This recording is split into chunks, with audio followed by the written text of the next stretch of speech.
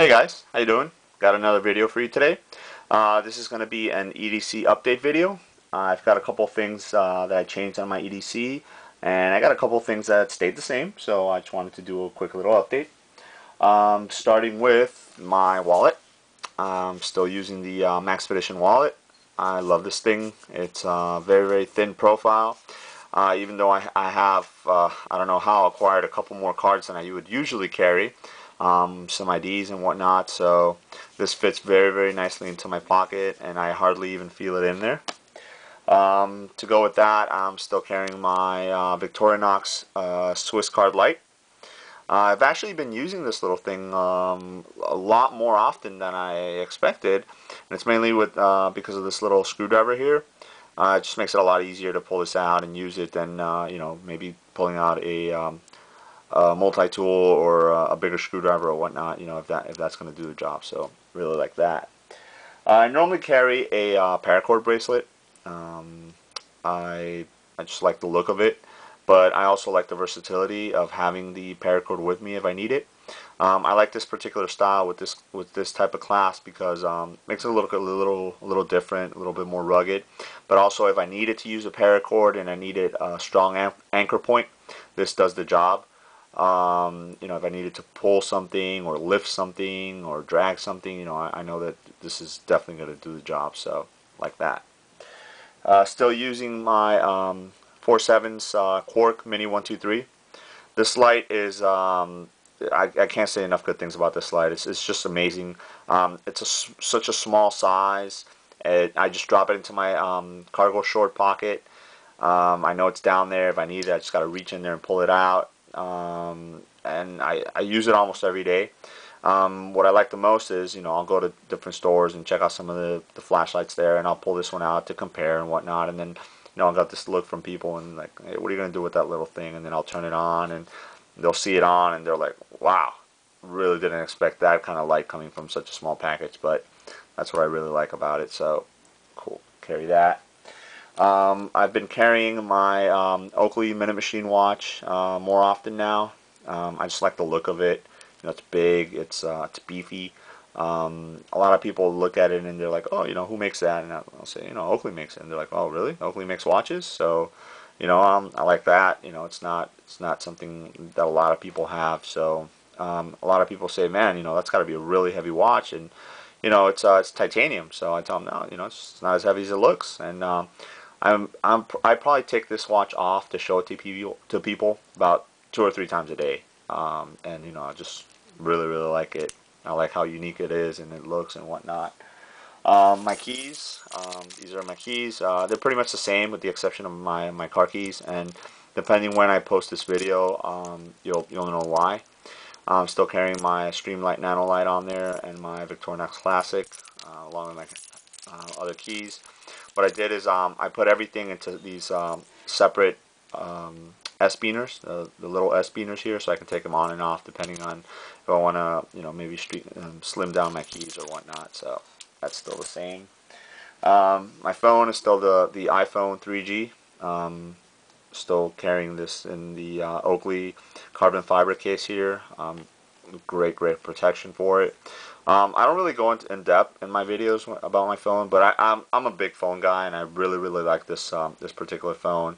I just like all the features that accompany it. I mean, at the internet, you've got games, you have maps, your email. I've got 100 apps on there. And I mean, I just love how versatile it is, and you can use all the different things and all the things it does. So I really like this. I view it more as a tool than than just a phone. As far as my blades go, I went back to EDCing my Ontario Rat 1. I love this thing. I love the way it feels in my hand. What I really like is how smooth it opens up and the authority with which it clicks open. You got that jimping on there, and I mean, for 26 bucks that I paid for this knife, you really can't go wrong. It's a great blade, self-defense tool, everyday carry. I mean, it's you can't, like I said, for 26 bucks you can't beat it. But it is a little menacing because of its size. So I have been coupling it with the Kershaw OD2. I kind of think it looks like it, maybe like a tiny version of the rat one, so I really like that. Pull this out, got to open up a letter, got to cut a box or whatnot. It's not going to scare anybody if I do. So, I really like that pair, of these two, how they complement each other. As far as my firearm, I've been carrying obviously the Ruger SR9C that I just got. I got this Cobra inside the waistband leather holster. It's like 24 bucks, but it fits it really, really nice.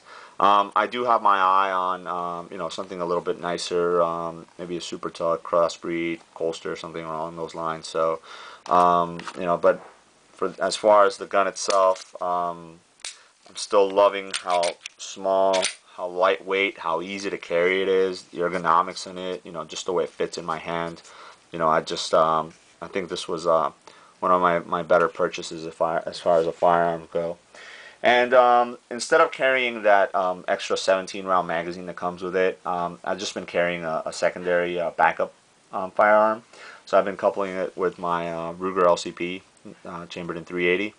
And I'm carrying it in this, I guess you can call this an inside the pants holster. I mean, it definitely has to go inside your pants, so, um, it's empty. It's pretty cool. I mean, the gun sits in it, and it gives it, this silhouette. It makes it look like a wallet. When it prints through your pocket, it kind of looks like a wallet.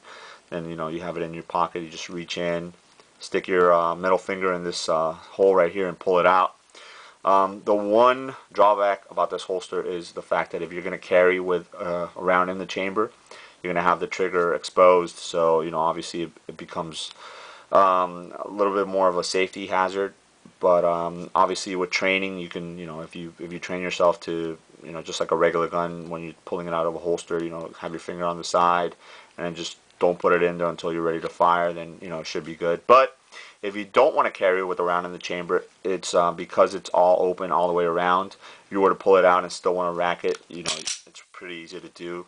It's actually a lot easier just because of how it sits in here to do it while it's in the holster than when it's not in a holster. It's funny because it's such a small gun that when it's sitting outside of the holster, when you go to rack the slide, you kind of end up pulling it back.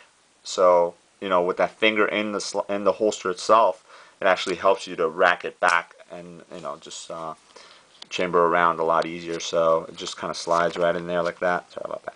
Slides in there and you're ready to go. So I like the way this system goes with the two guns, and it just so happens that they're both Rugers, which obviously I didn't plan for it. But let me know if you guys have any questions, guys. This is my EDC as of now, so I hope you like it and take care. Thanks.